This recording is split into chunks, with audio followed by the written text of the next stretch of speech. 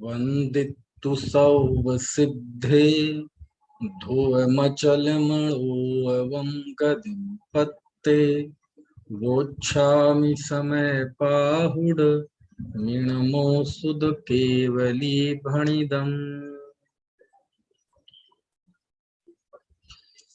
कलिकाल सर्वज्ञ आचार्य कुंद कुंद देव द्वारा रचित समय पाहुड़ ग्रंथ, इसकी चौथी गाथा चल रही है।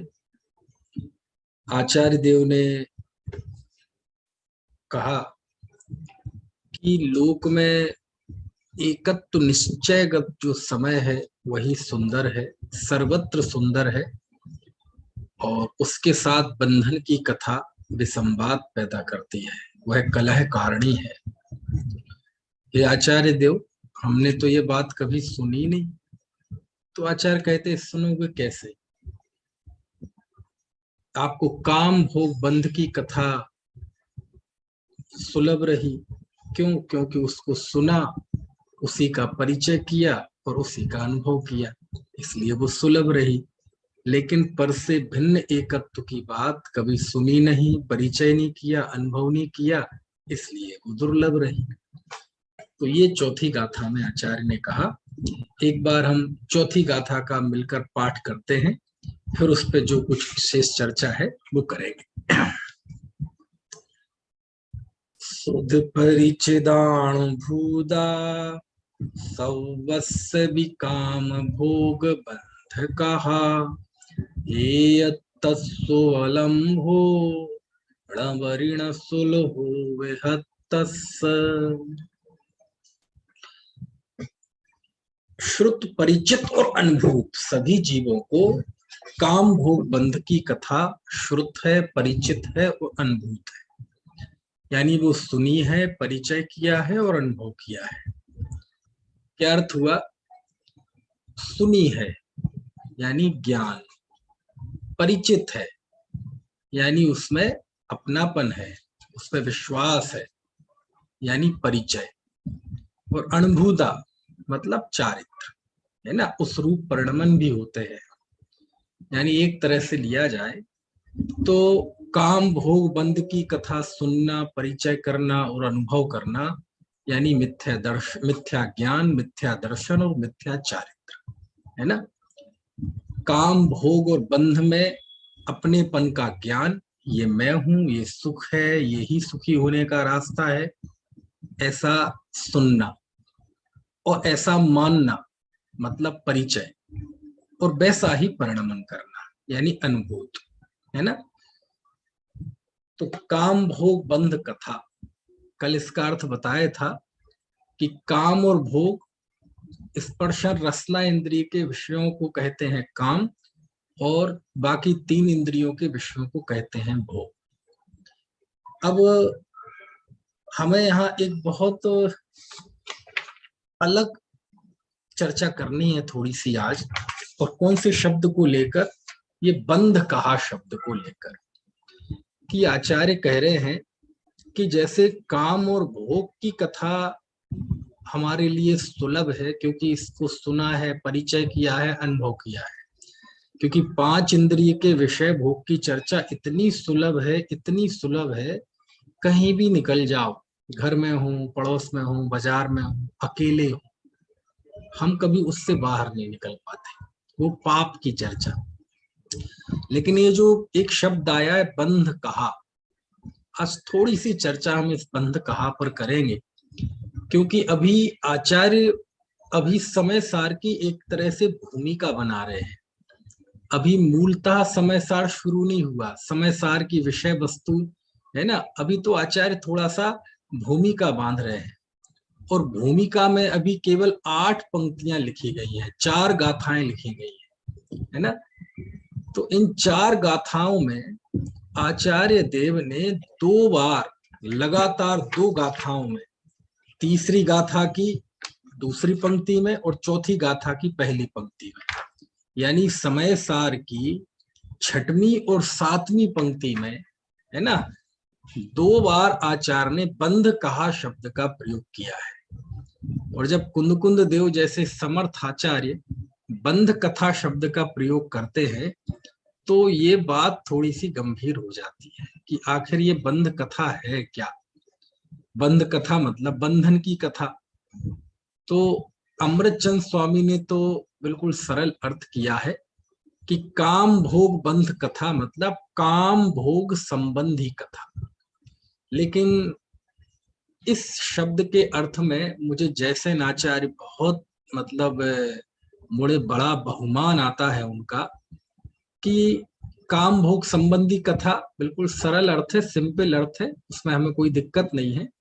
लेकिन जब जयसेन स्वामी इसका अर्थ करते हैं तो अमृतचंद आचार्य के अर्थ के अलावा वो थोड़े एक कदम आगे बढ़ते हैं और उन्होंने जो बंध कहा शब्द का अर्थ किया बंध कथा, वो बहुत मार्मिक है। और वो समय सार की गाथाओं और समय सार का जो प्रतिपाद्य है, समय सार की जो अर्थ गरिमा है, अर्थ गौरव है, उसकी दृष्टि से उनका ये अर्थ बहुत नजदीक बैठता है, सटीक बैठता है। उन्होंने बंध कहा शब्द का अर्थ किया गुणस्थान की कथा। प्रकृति बंध, प्रदेश बंध, स्थिति बंध, अनुभाग बंध, नर नारक आदि पर्याय, इन सबकी कथा को आचार्य जयसेन स्वामी बंध कथा कहते हैं। कौन सी कथा कहते हैं? बंधन की कथा। यानी हमारे 4 अनुयोगों में जो सिद्धांत की चर्चा है, जो टोडरमल जी ने जिसे करणान योग में लिया है, यद्यपि वो जीव संबंधी चर्चा है, यही कारण है कि कदाचित उसे द्रव्यान योग में भी लेते हैं। तो जितनी सैद्धांतिक चर्चा है, 8 कर्म, 148 प्रकृतियां, गुणस्थान, मार्गण स्थान, बंधन, विच्छुत्ति, ये सारी करणान योग की चर्चा, इस चर्चा को आचार्य कहते हैं बंध कथा। अब यहाँ एक प्रश्न है कि आखिर आचार्य कुंद देव बंध कथा को ऐसी निगाह से क्यों देखते हैं कि ये चर्चा तो तुमने बहुत सुनी, परिचय किया, अनुभव किया है ना, इसलिए सुलभ है। क्या मतलब हुआ? मतलब ये हुआ कि पाप की चर्चा के लिए, पाप में जो जीव को रस आता है, पाप के प्रति जो उसका ज्ञान है, श्रद्धा है, आचरण है, वो तो बिल्कुल सुलभ है ही। लेकिन कदाचित कोई जीव मनुष्य होता है, संगी पंचेंद्रिय होता है ना, जिन धर्मी होता है, शास्त्रों का अध्ययन करने मिलता है, गुरु का समागम मिलता है, तो वहां भी वह ये 8 कर्म, 148 प्रकृतियां, ये कर्म का सैद्धांतिक विवेचन पढ़ लेता है। तो क्या नहीं पढ़े? क्या नहीं पढ़े, उसमें कोई दिक्कत नहीं है।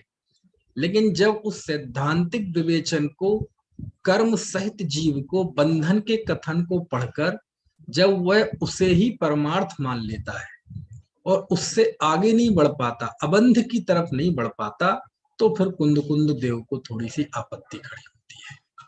समझ में आए ना? तो एक आपको थोड़ी कल्पना करनी पड़ेगी इसके लिए कि आचार्य कुंद देव को ये बात कहने में कितनी ताकत लगानी पड़ी होगी कि आपने काम भोग बंध की कथा बहुत सुनी, परिचय किया, अनुभव किया। क्यों?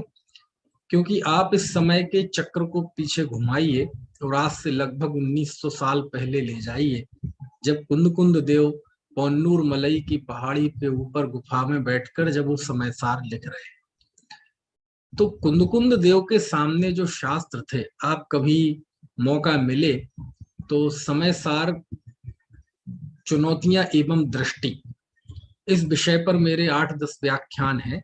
अभी इस साल दशलक्षण पर्व में पंडित टोडरमल स्मारक ट्रस्ट जयपुर में ऑनलाइन हुए थे हमारे 10वां व्याख्यान दशलक्षण पर्व में। आपको मौका मिले तो वो सुनना, उसमें ये सारी चर्चा बहुत लंबी आई है। मैंने इस समय सार की शुरुआती व्याख्यानों में उसको नहीं लिया है क्योंकि मैं वो कई बार उस विषय पर व्याख्यान कर चुका हूँ। यहाँ अब थोड़ा सा मुझे उसका जिक्र करना पड़ेगा। वो ये कि जब कुंद देव समय सार लिख रहे थे तो आचार्य कुंद देव के समक्ष कौन से शास्त्र थे? भाई, उपलब्ध प्रमाणों के आधार पर उनके सामने एक तो षटखंडागम जरूर था और कषाय पाहुड़ था, और भी छुटपुट रहे होंगे लेकिन आज उपलब्ध नहीं है क्योंकि सब बहुत सारा शास्त्र साहित्य तो काल कबलित हो गया है ना, जल में विसर्जित हो गया, जला दिया गया, नष्ट भ्रष्ट हो गया। जो उपलब्ध आगम है, साहित्य है, वो तो बहुत थोड़ा है, वो ज्यादा है जो हमें नहीं मिल पाया।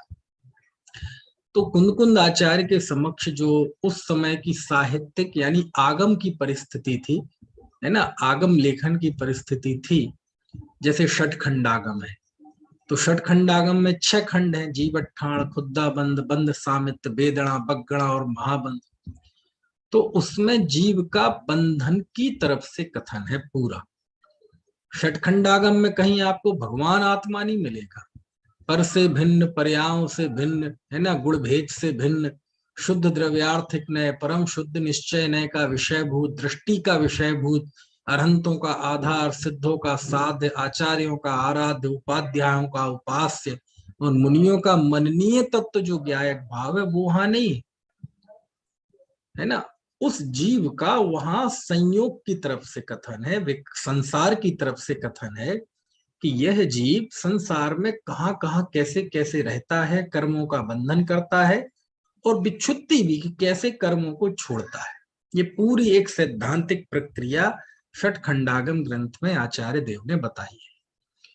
और दूसरा जो प्राचीन ग्रंथ है हमारा कुंद कुंद देव के सामने जो मौजूद था, वह है कसाय पाहुड़। कसाय पाहुड़ आचार्य गुणधर स्वामी की रचना है। षटखंडागम आचार्य भूतबली पुष्पदंत स्वामी का है। षटखंडागम की टीका का नाम है धवल, कसाय पाहुड़ की टीका का नाम है जय धवल, जो कि आज से लगभग 1200 साल पहले, है ना, आचार्य वीरसेन स्वामी ने लिखी थी। तो आचार्य कुंदकुंद देव के समक्ष ये दोनों शास्त्र मौजूद थे, ऐसी संभावना है, प्रायः ऐसा सब इतिहासकारों ने माना है। और ऐसी भी बात आती है कि कुंदकुंद देव ने तो षटखंडागम के 3 खंडों पर परिक्रम नाम की टीका भी लिखी थी।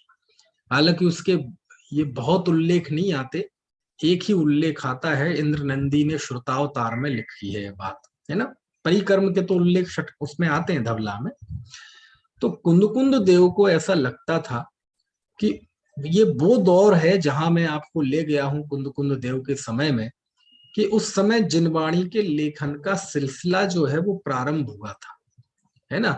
उसके पहले तो सब श्रुति परंपरा से था, है ना। पहले आचार्य भूतबली ने कुछ लिखा नहीं, आचार्य विशाखाचार्य, प्रोष्ठलाचार्य आदि ने कुछ लिखा नहीं, लोहाचार्य आदि आचार्य ने कुछ लिखा नहीं, अंग ज्ञानी आचार्यों ने लिखा कुछ नहीं, है ना। धरसेन स्वामी के एक ग्रंथ का उल्लेख आता है जोड़ी पाहुड़, जो उन्होंने लिखा था, लेकिन वो कहते उपलब्ध नहीं है।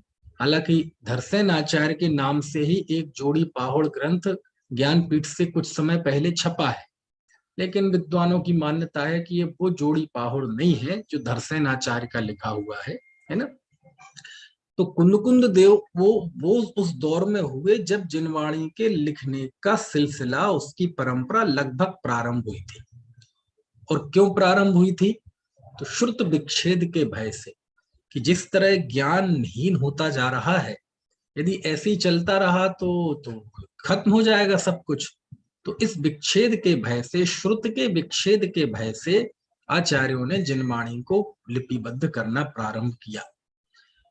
तो उस समय जब ये ग्रंथ लिखे गए तो कुंदकुंद देव के मन में ऐसा आया भाव कि देखो 8 कर्म, 148 प्रकृतियां, ये सब सारी चीजें, कसाय पाहुड़ में जीव के विकार भावों का वर्णन है। तो बोले ये जो सैद्धांतिक चर्चा है, ये ज्ञान का गेय तो बन सकती है, लेकिन ये दृष्टि का विषय नहीं बन सकती।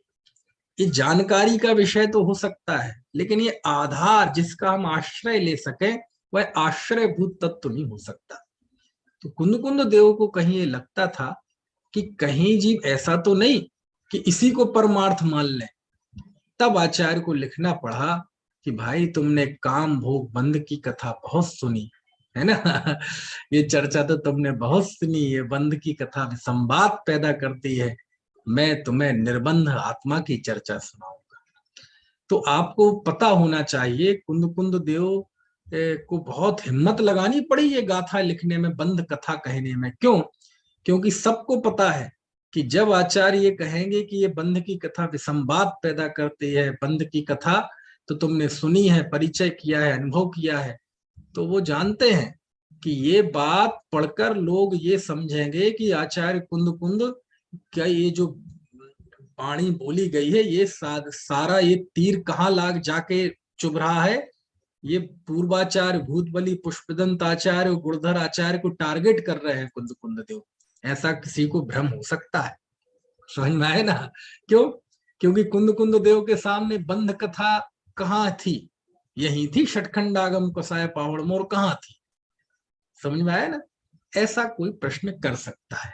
यद्यपि कुंद कुंद देवाचार्य ने किसी को टारगेट नहीं किया, लेकिन ये बात कहने के लिए हिम्मत चाहिए, क्योंकि आचार्य को पता है कि ये बात सीधी जाकर किससे टकराएगी? ये षटखंडागम से टकराएगी, ये कसाय पावड़ से टकराएगी। समझ में आया ना? कौन सी दो शब्द, दो बार एक ही शब्द का प्रयोग किया ना, तीसरी गाथा में और चौथी गाथा में। किस शब्द पर बात कर रहे हैं हम? बंध कहा, यानी बंध की कथा, इस शब्द पर बात कर रहे हैं। ठीक है? तो प्रश्न ये है कि ऐसा क्यों लिखा कुंद कुंद देव ने? देखो, क्या पूर्वाचार्यों ने बंध की कथा की है? क्या षटखंडागम और कषाय पावड़ में बंध की कथा है? भूतबली पुष्पदंत स्वामी ने बंध की कथा की है, जिसको आचार्य यहाँ थोड़ा सा उपेक्षित कर रहे हैं? कहते नहीं, ऐसा नहीं है। उन्होंने बंधन का कथन किया है, और यहाँ कथन की बात नहीं है, बंध कथा की बात है। अजीब बात है, आप तो हमें शब्दों में उलझा रहे हैं। क्या फर्क है बंध के कथन और बंध की कथा में? देखो, बंध का जो कथन है वो तो केवली प्रणीत है, वो सर्वज्ञ प्रणीत है। ठीक है? 8 कर्म, गुणस्थान, मार्गणा स्थान, बंध विक्षुप्ति के स्थान, ये सब तो सर्वज्ञ प्रणीत है। तो पूर्वाचार्यों ने, भूतबली पुष्पदंत गुणधर स्वामी ने बंध का कथन किया है, और वो कथन उस दृष्टि से सही है, वो भी सर्वज्ञ प्रणीत है, वो भी वस्तु का स्वरूप है ना? तो क्या फर्क है बंध के कथन और बंध की कथा में? अच्छा, कथा क्या कहलाती है? आपको भाषण सुनने में अच्छा लगता है कि कथा सुनने में अच्छा लगता है? है? कथा सुनने में अच्छा लगता है ना? अभी मैं आपको, देखो, थोड़ी किसी को नींद भी आने लगे ना, और मैं कोई घटना सुनाने लगूं कि एक बार आज से 30 साल पहले की बात है, तो एकदम नींद सी भग जाती है। भग जाती कि नहीं? घटना सुनाते हैं, क्योंकि व्यक्ति थोड़ा कथा जीवी है, थोड़ा, है ना, घटना जीवी है, ड्रामेटिकल चीजों को सुनने में उसे मजा आता है। तो कथा में एक आनंद का भाव है। काय का भाव? मन रम जाए जिसमें।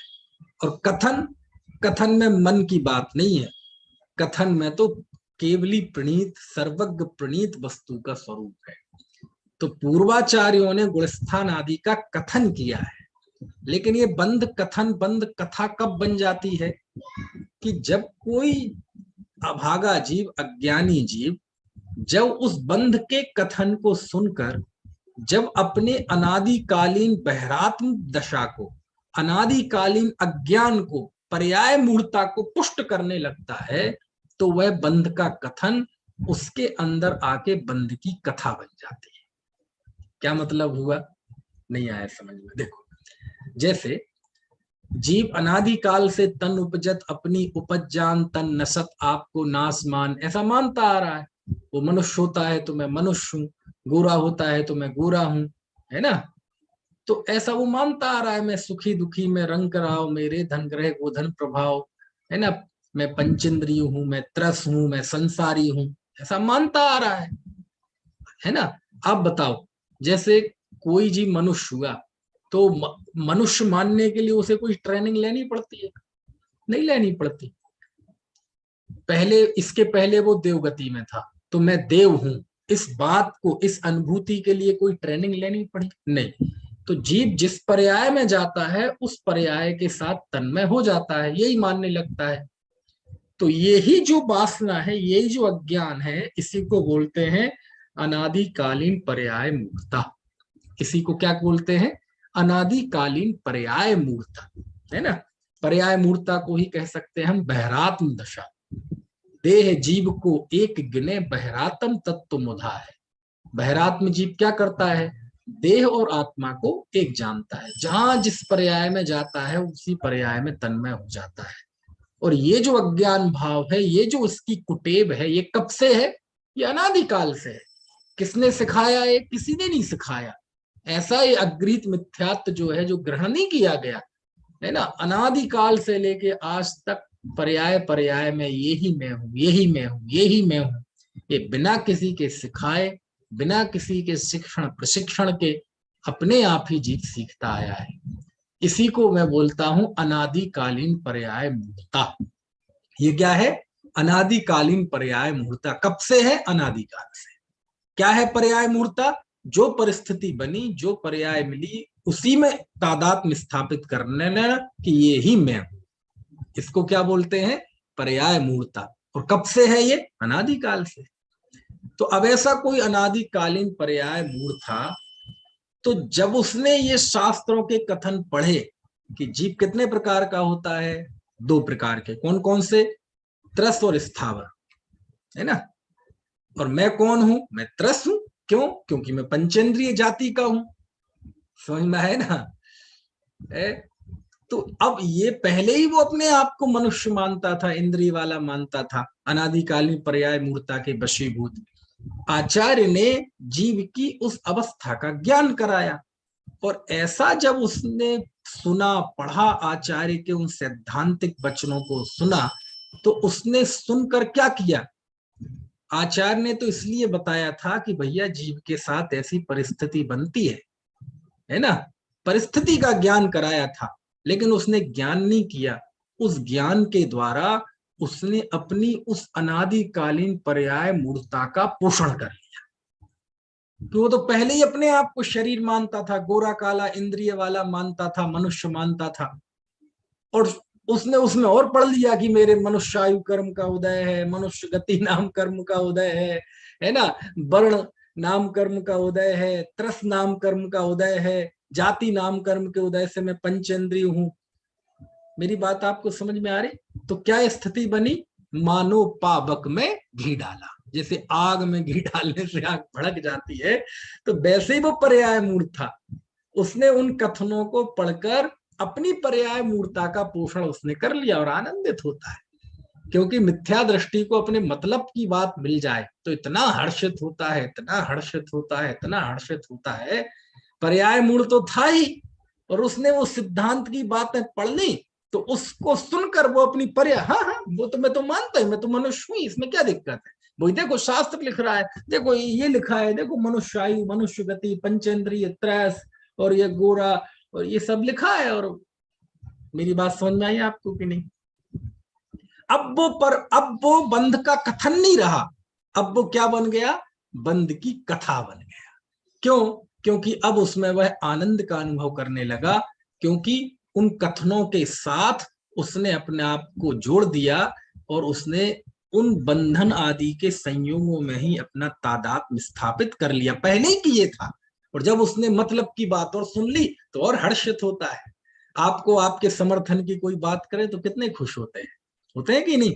आप जो कह रहे हो, दूसरा कहे हाँ भाई साहब ये सही कह रहे हैं, हाँ हाँ जी बिल्कुल सही कह रहे हैं, तो क्या आनंदित होते हैं। तो ऐसी ही स्थिति उस जीव की हो जाती है, तो बंध का कथन बंध कथा बन जाता है।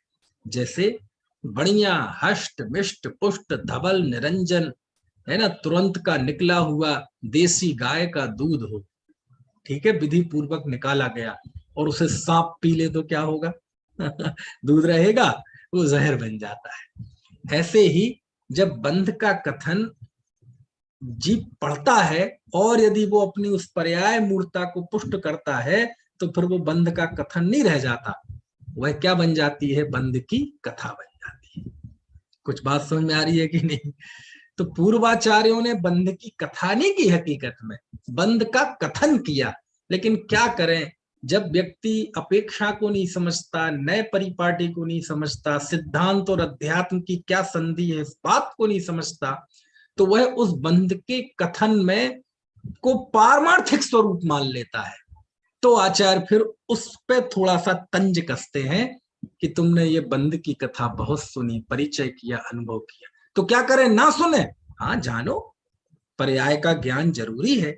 आचार्य ने पर्याय मूर्ता का उपदेश नहीं दिया, आचार्य ने पर्याय का ज्ञान कराया है, और अज्ञानी उस पर्याय के ज्ञान के कथनों को पढ़कर वो अपनी पर्याय मूर्ता को पुष्ट करता है, तब आचार्य सावधान करते हैं। क्या सावधान करते हैं?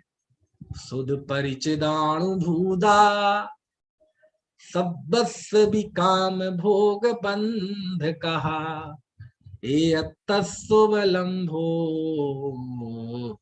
वर्ण सुलहो बिहतस्य। अरे रुको, सुनो सुनो भाइयों, सुनो सुनो सुनो। तुमने वो बंध की कथा सुनी है, मतलब उसका ज्ञान किया है, परिचय किया है, मतलब उसकी तुमने श्रद्धा भी की है, और है ना, अनुभव किया है, मतलब उस बंधन की अनुभूति रूप तुम परिणमित हुए हो, और इसमें तुम इतने मस्त रहे, इसलिए तुम्हें एकत्व की चर्चा दुर्लभ हो गई। कुछ बात समझ में आएगी नहीं? तो बंध के उसमें तुमने इतना रस लिया, इतना रस लिया, इतना रस लिया कि तुम कभी अबंध की चर्चा ही नहीं कर पाए, उसका अनुभव भी नहीं कर पाए, उसका परिचय भी नहीं कर पाए, इसलिए वो तत्व दुर्लभ रहा। समझ में? ज्ञानियों की अनुभूति में तो वह एकत्व विभक्त तो हमेशा से सुलभ है, ज्ञानियों के प्रतिपादन में भी वो सुलभ है, लेकिन तुम्हारी दृष्टि नहीं रही, क्योंकि तुम्हारी दृष्टि कहाँ उलझी रही? सिद्धांत के कथनों में उलझी रही। तो सिद्धांत के कथन तो अच्छे हैं, लेकिन तुमने उसका ज्ञान नहीं किया ना, तुमने उसके द्वारा अपने आप को तादात्म्य स्थापित कर लिया, उस बंध के कथन को परमार्थ मान लिया। समझ में आया ना?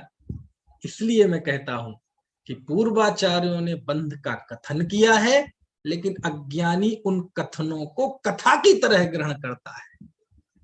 कुछ बात समझ में आई? क्यों? क्योंकि वह उसे ही परमार्थ मान के अपनी अनादिकालीन पर्याय मूलता को पुष्ट करता है। तब कुंद आचार्य को थोड़े से सख्त रहना, थोड़ी सख्ती से बात कहनी पड़ती है कि अरे तुमने बंध की कथा बहुत सुनी, परिचय किया, अनुभव किया, अरे अनादिकाल से लेके आज तक उस बंध की कथा का ही श्रद्धान ज्ञान अनुभव तो किया है, उसी को सुना है, उसी का परिचय किया, उसी का अनुभव किया, तुमने किया क्या है इसके अलावा? और जब ये करते रहे तो वह अबंध आत्मा दुर्लभ हो गया। ये टेस्ट है इस गाथा का। अब आपको कुछ बात समझ में आ रही है कि नहीं? समझ में आए ना? देखो, गाथा आचार्यों के शब्द एक छोटी छोटी खिड़कियां सी होती हैं, और खिड़कियों से हमें झांकना पड़ता है, अंदर झांकना पड़ता है कि आखिर वो गाथा में उनका लहजा क्या है कहने का। समझ में आया ना? आपने देखा होगा कोरोना के दौरान जब फर्स्ट लॉकडाउन में काफी सख्ती थी तो मंदिर बंद थे कि नहीं? तो जहां बाहर कोई मान स्तंभ वगैरह हो तब तो ठीक है, लेकिन कई ऐसे मंदिर होते हैं वैसे तो बंद है, लेकिन छोटे से गेट से कोई चैनल से ऐसे ऐसे करके देख लो तो अंदर से भगवान दिख जाते हैं, दिख जाते थे कि नहीं?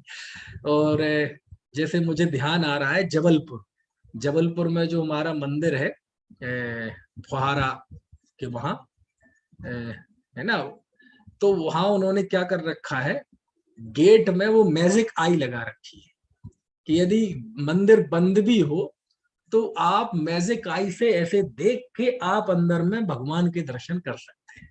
समझ में है ना? तो जैसे मैजिक आई से हम भगवान के दर्शन करते हैं ना, ऐसे ये गाथाएं मैजिक आई है, इनके शब्द एक एक मैजिक आई है, इसके अंदर जाके आचार्य का लहजा, क्योंकि कोई भी रचनाकार जब लिखता है तो लिखता बाद में है, पहले उसकी एक मनोभूमि होती है। अंग्रेजी में उसके लिए शब्द है मूड, लेकिन मूड शब्द में वो गहराई नहीं है, है ना? मूड तो आदमी को बारिश हो रही पकौड़ी खाने का मूड, है ना, गर्मी हो रही तो आइसक्रीम खाने का मूड, इतना आम शब्द है, चलता हुआ शब्द है ना? तो मनोभूमि, मन में एक भूमि होती है, तो जब कोई रचनाकार लिखता है तो उसकी एक मन की कोमल भूमि होती है, उसको छूना पड़ता है। कुंद देव कह रहे हैं भैया तुमने बहुत सुनी काम भोग बंद की कथा, उसी को ही परिचय किया, उसी का अनुभव किया, मतलब उसको ही जाना, उसको ही माना, और उसी रूप ही परिणमन हुए, है ना? अब जब ये करोगे तुम तो तुम्हें एकत्व भक्त कहाँ दिखेगा, है ना? तो बंध की कथा को आचार्य ने ऐसे उभारा है, और जैसे आचार्य ने जो अर्थ किया है हकीकत में वो कुंद देव के बहुत नजदीक पहुंच गए बंद कथा का ये अर्थ करके। अमृतचंदाचार्य ने नहीं किया है, जयसेन स्वामी ने अर्थ किया। और जैसे आप समय सार की विषय वस्तु देखेंगे, उस पूरी विषय वस्तु के आधार पर यदि देखा जाए तो ये जो आचार्य जयसेन स्वामी ने अर्थ किया है ये बहुत सटीक बैठता है। क्यों? आप देखो, अभी 50 से 55वीं गाथा में 6 गाथाओं में उन्होंने कर्म, नौ कर्म, वर्ग, वर्गणा, सारी चीजों 29 प्रकार, गुण स्थान, मार्गणा स्थान भी जिसमें है, ऐसे 29 प्रकार के भावों को एदे सब्बे भावा पुद्गल दब्बस परिणामा, ऐसी कुछ शब्द है कि ये सभी भाव पुद्गल द्रव्य के परिणाम हैं। 29 प्रकार के भावों को जिसमें गुणस्थान भी है कि ये पुद्गल के परिणाम है, ऐसा कह के उन्हें पोटली में बांध के समुद्र में फेंक दिया। और वैसे ही फेंका जैसे कोई दूध में से मक्खी निकाल के फेंकता है कि सब पुद्गल द्रव्य के परिणाम, जेणदू एदे सब्बे भावा पुद्गल दब्बस परिणाम, ऐसा। यानी गुण स्थानों को, मार्गणाओं को, कर्म, नो कर्म, मोह, राग, इन सब को पोटली में बांधा 29 प्रकार के भावों को, और क्या कह दिया? ये सब पुद्गल द्रव्य के परिणाम है। ये जो आचार्य ने द्रव्य दृष्टि के जोर में ये जो हाई डोज दिए हैं हमारे लिए, और फिर कर्ता कर्म के प्रसंग में कहेंगे जीव कर्म का कर्ता नहीं है, नो कर्म का कर्ता नहीं है ना।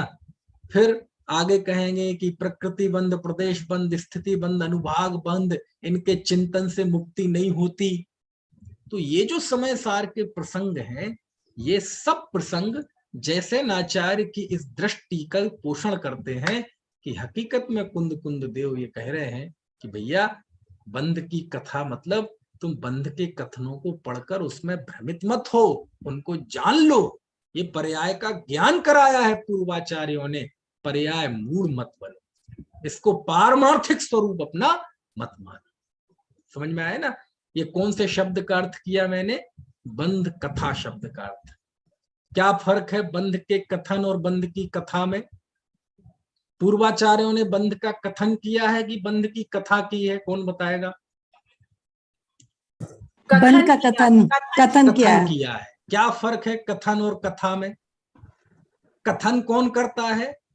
सर्वज्ञ के अनुसार सर्वज्ञ करते हैं, अथवा गणधर स्वामी करते हैं, अथवा उनकी परंपरा में हमारे जो आचार्य ज्ञानी हुए वो करते हैं, वो कथन करते हैं। तो बंध कथा कब बन जाती है? वो जब कोई की अनुभूति में बंध, अनुभूति में आ जाती है, समझ गए आप? चलिए, आचार्य को किससे आपत्ति है? बंध के कथन से, कथा से, बंध की कथा से। कथा में उन्होंने किसकी तरफ इशारा किया है? अज्ञानी की तरफ इशारा किया। लेकिन उस अज्ञानी के अज्ञान का पोषण करने में निमित्त किसे बना लेता है वह जीव? अज्ञानी। बंध के कथन, बंध के कथन, है ना। तो आचार्य को लगता है कि पूर्वाचार्यों ने बंध का कथन कर दिया है, अब मैं निर्बंध आत्मा को दिखाऊंगा। पूर्वाचार्यों ने संयोग का कथन किया है, अब मैं स्वभाव का कथन करूंगा। पूर्वाचार्यों ने तात्कालिक सत्य को बताया है, मैं शाश्वत सत्य को बताऊंगा। क्योंकि जीव मनुष्य पंचेंद्रिय है, इस गुणस्थान वाला है, ये तात्कालिक सत्य है ना, कुछ देर का सत्य, शाश्वत सत्य तो नहीं है ना। कुंद देव कहते अब मैं शाश्वत सत्य दिखाऊंगा। समझ में आए ना? पूर्वाचार्यों ने व्यवहार से जीव का निरूपण किया है, मैं परमार्थ से जीव का निरूपण करूंगा। तो पूर्वाचार्यों का और कुंद आचार्य में कोई आपस में कोई टकराव है क्या? अरे तुमसे यही ऐसी कल्पना करोगे तुम आचार्यों के बीच में, इससे ज्यादा और क्या उम्मीद की जा सकती है? नहीं है भैया, कोई टकराव नहीं है। ये तो वस्तु का अनेकांतात्मक स्वरूप है और उसको बताने की ये स्यादवादमयी शैली है। आप सोचे कि भूत बलि पुष्पदंत आचार्य को ये समय सार का पता नहीं था, या कुंद देव को षटखंडागम का पता नहीं था, ऐसा बिल्कुल नहीं है। यदि कुंद देव षटखंडागम लिखते तो लगभग वैसा ही लिखते जैसा भूतबली पुष्पदंत आचार्य ने लिखा, और भूतबली पुष्पदंत आचार्य समय पाहुड़ लिखते तो ऐसा ही लिखते जैसे कुंद देव ने लिखा। क्यों? क्योंकि एक संयोग से, एक बंध की तरफ से कथन है, एक निर्बंध पारमार्थिक कथन है। दोनों ही कथनों का ज्ञान सभी ज्ञानी आचार्यों को होता है। बस बात यह है कि उस शास्त्र में वो किस शैली का प्रयोग करते हैं, उस शास्त्र में वो किस नय की मुख्यता से किस उद्देश्य को लेकर चलते हैं, वो महत्वपूर्ण है। वहां यहाँ आचार्य उद्देश्य लेकर चलेंगे, अभी बताएंगे अपना उद्देश्य कि मैं तो तुम्हें आत्मा दिखाऊंगा, उस उद्देश्य को लेकर चलेंगे तो स्वाभाविक होने शुद्ध ने को मुख्य करना पड़ेगा। कुछ बात समझ में आ रही कि नहीं? तो ये कोई ऐसा टकराव नहीं है। मुझे तो ये बंध कहा जो शब्द है, बंध की कथा, ये शब्द मुझे बड़े आकर्षित करता है। और उसमें जो जैसेन आचार्य ने जो इसके अर्थ किए वो मुझे बहुत आकर्षित करते हैं कि देखो क्या कितनी 156 इंच का कलेजा चाहिए ये बात कहने के लिए कि तुमने बंध की कथा बहुत सुनी, परिचय किया, अनुभव किया। क्योंकि उन्हें पता था कि ये बात जाके सीधी कहां जाके टकराएगी पूर्वाचार्यों से जाकर टकराएगी। आचार्य कहते कोई बात नहीं, टकराएगी, शंकाएं होंगी, लेकिन हम उसका समाधान भी करेंगे, कोई चिंता की बात नहीं है। और आचार्यों में कोई विरोध की कल्पना करने वाला तो कोई बहुत समझ लो अपात्र जीवी होगा। अब उसकी क्या सोचे, समझ में आए ना? ठीक है। तो कोई ऐसा भी कह सकता है कि साहब यदि उन बंध के कथनों को पढ़कर कोई अपनी पर्याय मूलता को पुष्ट करने लगे। दोषी जी बहुत अच्छा प्रश्न कर रहा हूं, बहुत अच्छा प्रश्न, आपको मजा आएगा इस प्रश्न में। कोई कहे कि बंध के कथन को सुनकर यदि कोई बंध अपनी पर्याय मूलता का पोषण करे तो ऐसे बंध का कथन करना ही क्यों, सिद्धांतों को पढ़ना ही क्यों, उसकी वाचना ही क्यों करें? फिर वो उस षटखंडागम की 1 जून से 8 जून तक सोनागिर में वाचना क्यों, पहली पुस्तक, दूसरी पुस्तक, 9वीं पुस्तक क्यों धवला, जय धवला, गोमट सार क्यों? ये मालूम कैसा प्रश्न है? इसको प्रश्न को थोड़ा सा पलट दो तो ये मालूम कैसा प्रश्न है कि अध्यात्म को पढ़कर कोई भ्रष्ट होता हो तो अध्यात्म की चर्चा क्यों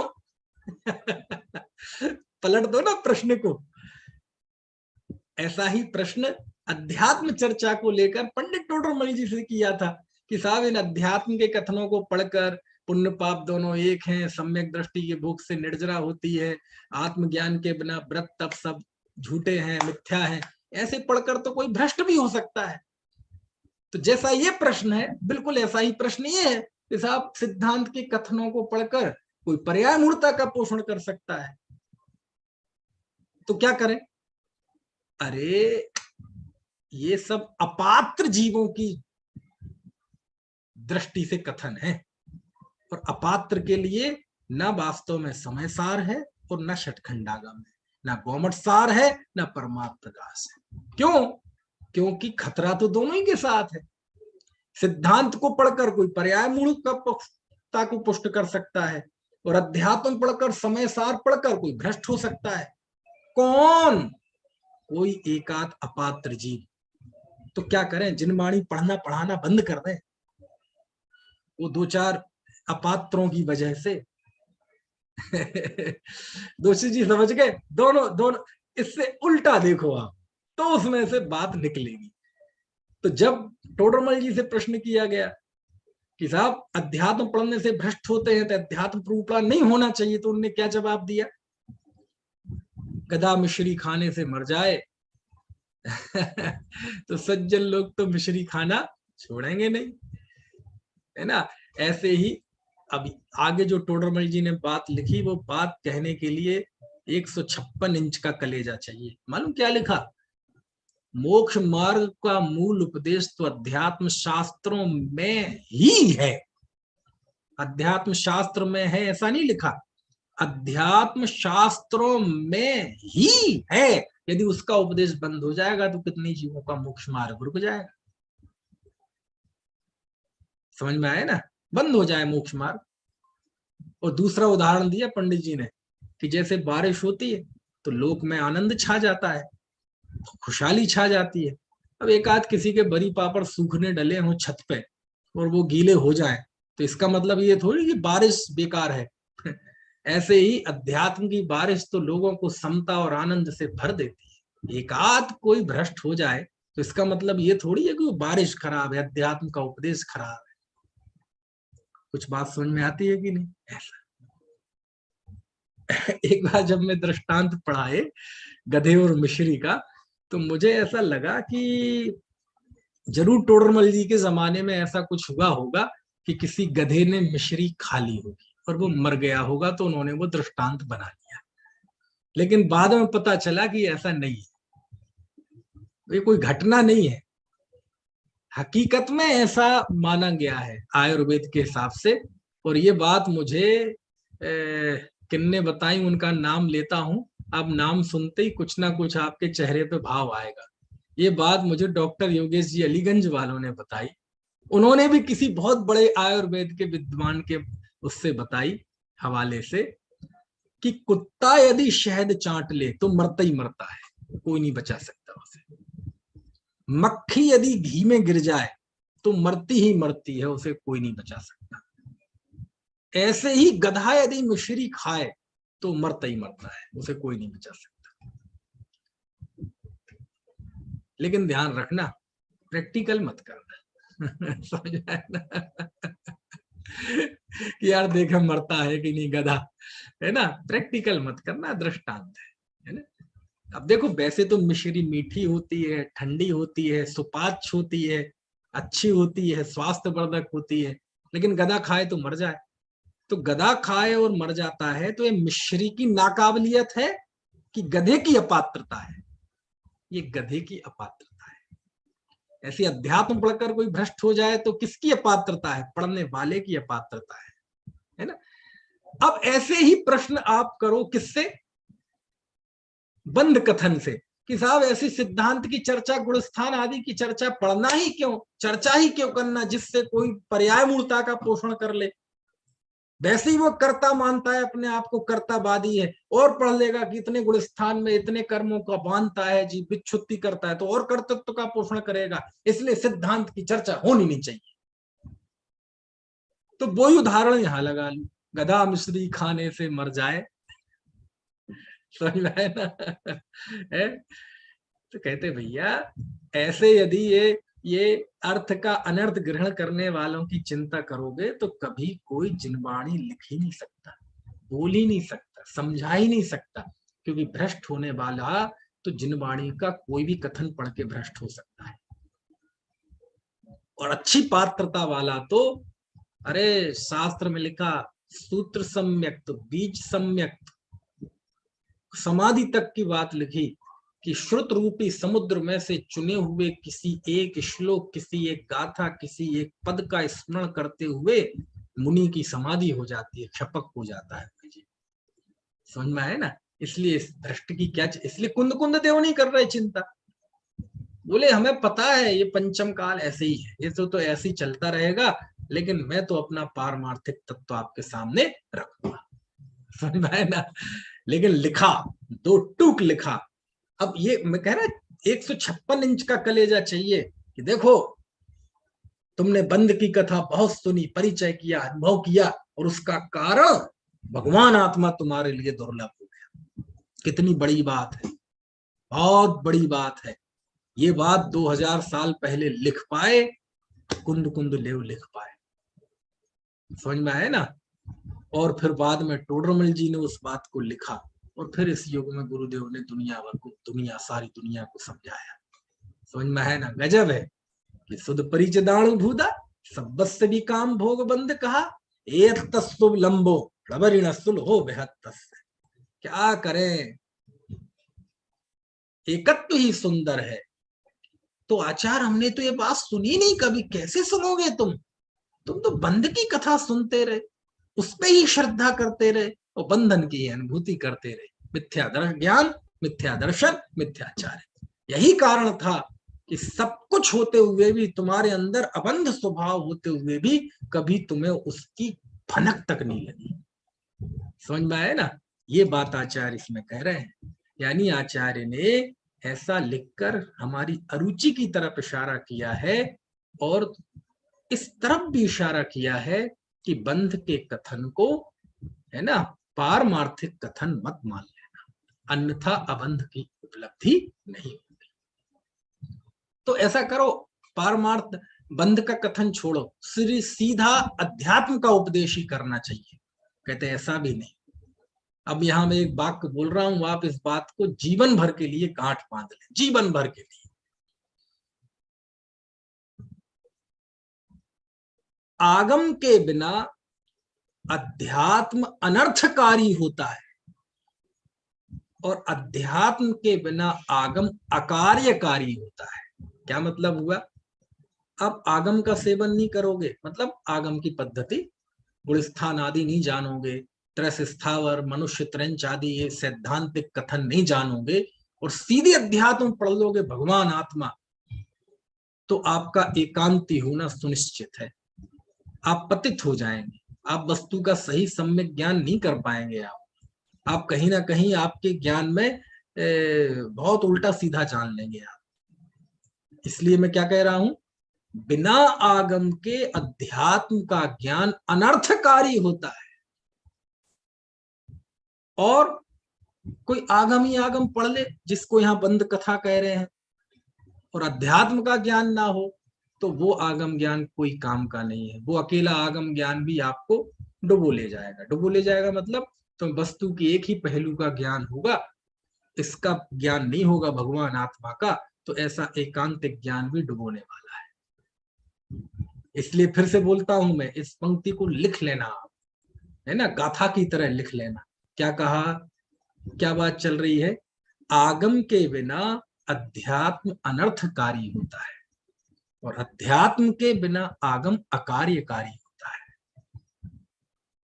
ठीक है, समझ में आ गई ये बात जो अभी बाई, है ना? चल, तो अब थोड़ी सी आगे बढ़ते हैं, है ना। इसमें आपको कुछ पूछना हो तो पूछ लीजिए, नहीं तो फिर आगे बढ़ते हैं। अब आचार्य कहते हैं, पांचवी गाथा प्रारंभ होती है। यहां आचार्य भूमिका तो बना दी, लेकिन अब आचार्य कहते सुनो, तुमने काम भोग बंध की कथा सुनी, परिचय किया, अनुभव किया, उसी में ही मस्त रहे, लेकिन उसके कारण से ये एकत्व की चर्चा दुर्लभ रही। दुर्लभ रही कब तक? आज तक। समझ में आया ना? मतलब जो हुआ सो हुआ, रात गई बात गई, दुख के दिन बीत गए, आत्मा से विमुखता का समय चला गया, अमंगल का दौर समाप्त हो गया, है ना, काली रात बीत गई। क्या कह रहे हैं आचार्य? कहते सुनो, दुर्लभ थी, अब नहीं रही दुर्लभ। होगी दुर्लभ पहले, लेकिन अब वो दुर्लभ नहीं रहेगी। क्यों? क्योंकि जो समय लोक में सर्वत्र सुंदर है, जिसके साथ बंद की कथा विसंवाद पैदा करती है, और जिसकी चर्चा तुमने आज तक सुनी नहीं, परिचय नहीं किया, अनुभव नहीं किया, मैं उसी एकत्व भक्त को तुम्हें दिखाऊंगा। समझ गए? दुर्लभ रही आज तक, लेकिन अब सुकाल पका है। समझ में आए ना? सुकाल पका है मतलब अकाल के बाद सुकाल आता है ना।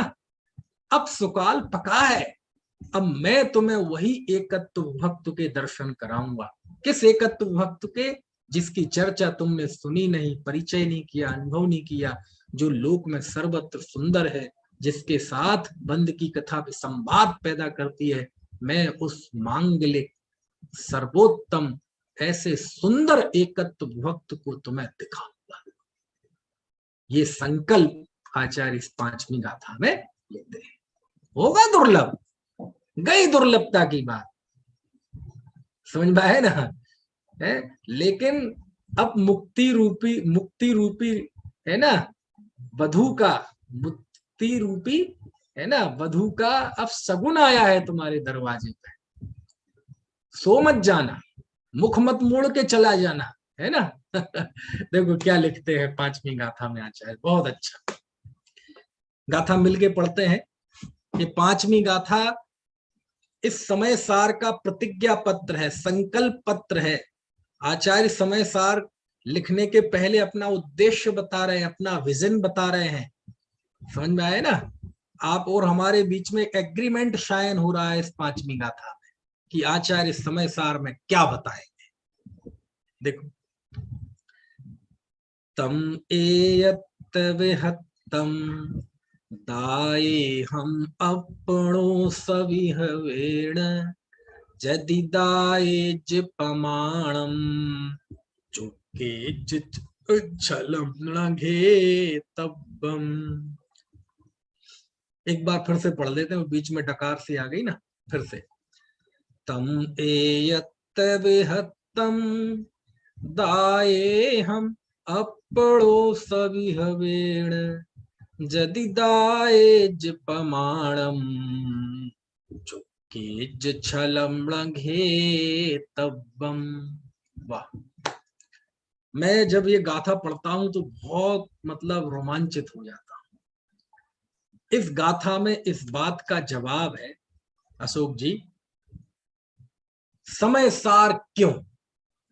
कोई व्यक्ति यदि समय सार के सामने प्रश्न चिन्ह खड़ा करे कि समय सार क्यों, तो उसका जवाब इस गाथा में है।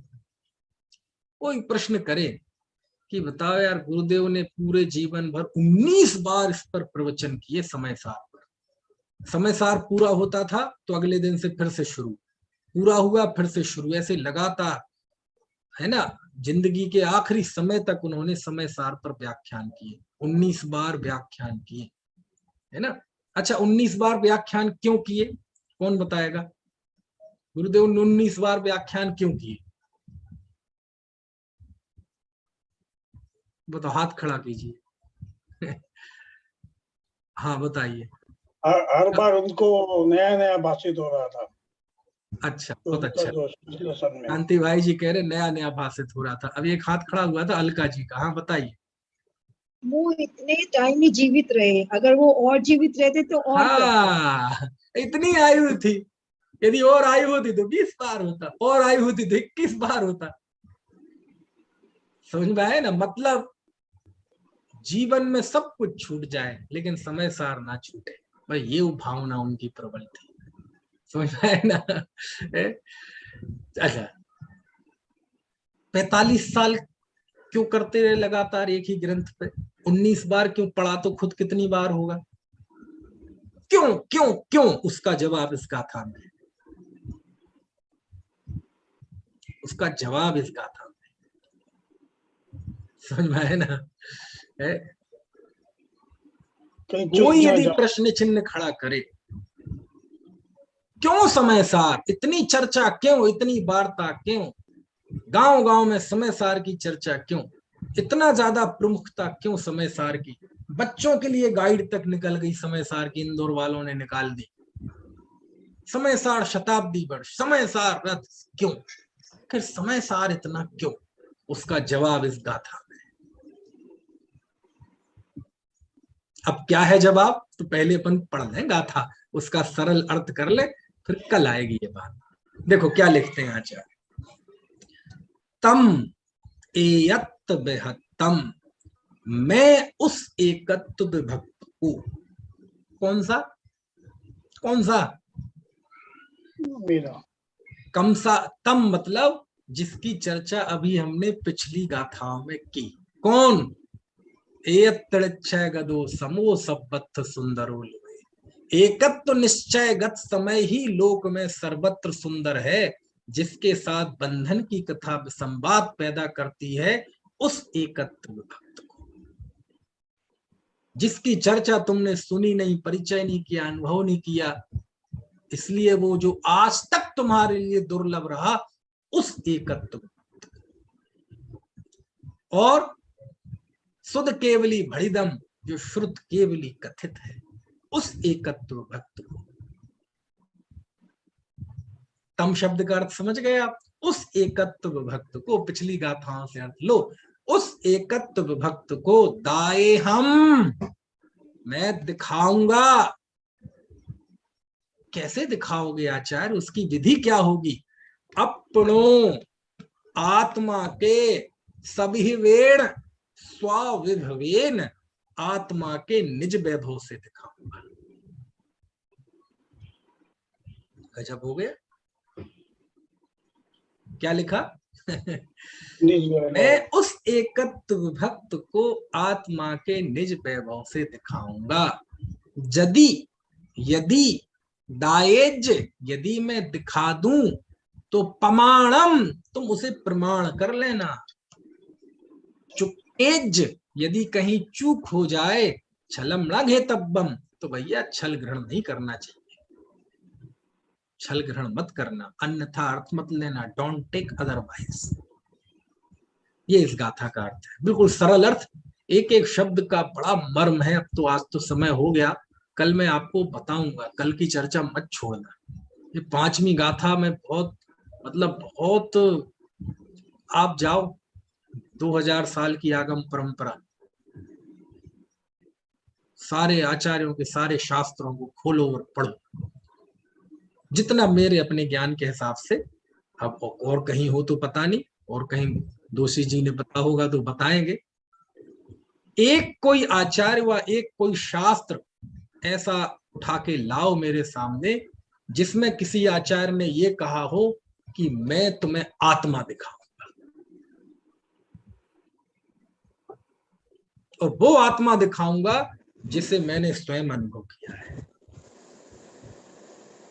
एक आचार और एक शास्त्र उठा के ले आओ, यदि वो लाएंगे तो हम उसका कल से प्रचार करने लगे। इसलिए 19 बार जीवन के आखिरी समय तक, इसलिए 45 साल, इसलिए समय सार को इतना महत्व। क्यों? क्योंकि मैं दुनिया को आत्मा दिखाऊंगा। ये पहली पहल किसी ग्रंथकार के मन में आया तो वो कुंद कुंद। कुछ बात समझ में आ रही कि नहीं? अब ये उद्देश्य किसी ग्रंथ में नहीं दिखता, मतलब दिखता नहीं है तो है कहीं है, लेकिन ये कोई कह रहा हो रचनाकार खुल्लम खुल्ला स्पष्ट डंके की चोट नगाड़े ढोल ढोल बजा बजा के, हे पंचम काल के जीवो, वह एकत्व भक्त दुर्लभ था तुम्हारे लिए, लेकिन था, अब रात बीत गई है, अब मैं तुम्हें वही एकत्व भक्त आत्मा दिखाऊंगा, निज वैभव से दिखाऊंगा। अरे कितनी बड़ी बात है, कितनी बड़ी बात है, कितनी बड़ी बात है। समय सार क्यों? बस इसलिए सब, क्योंकि ये बात समय सार के अलावा कहीं आपको प्राचीन शास्त्र मिलेगी नहीं। एक बार जब फिर कोई चीज न्यू डल जाए, फिर उसकी परंपरा में तो फिर चल पड़ती है बात, लेकिन इस युग में पहले पहल किसी ने ये कार्य किया तो कुंद कुंद देव ने किया, इसी समय सार में किया। इसलिए समय सार, इसलिए 19 बार, इसलिए 45 साल तक। कुछ बात समझ में आ रही कि नहीं? सारी दुनिया क्वेश्चन मार्क लगाए, समय सार क्यों? जैसे प्रश्न जीएसटी क्यों, धारा 370 क्यों, ऐसे बिल आते ना, ऐसे समय सार क्यों, बस उसका जवाब ये 5वीं गाथा, इसलिए कि इसमें आचार्य कुंद कुंद देव ने आत्मा दिखाया है ना। इसका मतलब समय सार का पाठी भी कौन है? जिसने आत्मा देखी, है ना। चलो तो समय हो गया है, अभी मैं कोई भी बिंदु शब्द नहीं चाहता, नहीं तो फिर वो बहक जाऊंगा मैं। अभी सरल अर्थ करके छोड़ रहा हूं, इसके बाद एक एक शब्द की सार्थकता कल हम देखेंगे।